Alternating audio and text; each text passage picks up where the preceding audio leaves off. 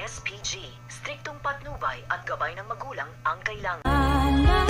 Sa gabing madilim, ikaw ang bawat sana sa lahat ng hiling, sa hirap man o sa saya.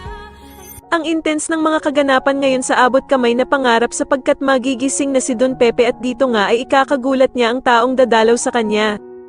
Dito nga ay may bagong dadating na magiging kakampi ni Annalyn at eto nga ay walang iba kundi ang anak ni Giselle na si Justin. Samantala ay makakasalubong ni Annalyn ang bagong tauhan na si Justin at dito nga ay malalaman niyang dadalaw din pala ito sa kanyang lolo Pepe.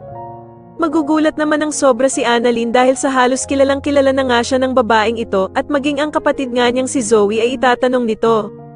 Sa kabilang banda naman habang wala pa ding malay si Don Pepe, ay ikwakwento sa kanya ni Annalyn ang babaeng nakilala niya na kilala din daw si Lolo Pepe. Makikita naman ni Annalyn si Aling Susan kaya naman ay agad niya ding ikwakwento ang babaeng nakilala niya.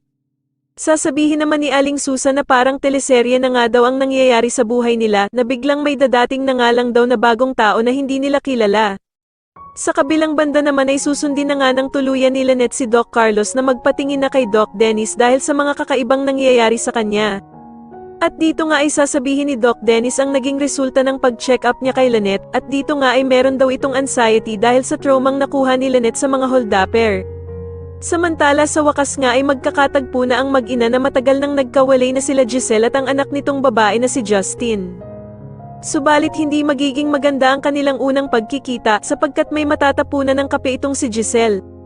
Kaya naman ay sisermonan siya ni Justin at pagsasalitaan siya nito ng hindi maganda. Sa tingin niyo maging kakampi nga kaya talaga nila Annalyn ang bagong tauhan na si Justin o maging kakampi ito nila Zoe at Moira. Mas lalo na nga talagang nagiging exciting ang mga susunod na kaganapan kaya naman ay mas lalo pa nating abangan ang mas lalong gumigandang abot kamay na pangarap. Maraming salamat po sa inyong panonood at sana po ay masubscribe niyo ako. Maraming salamat po.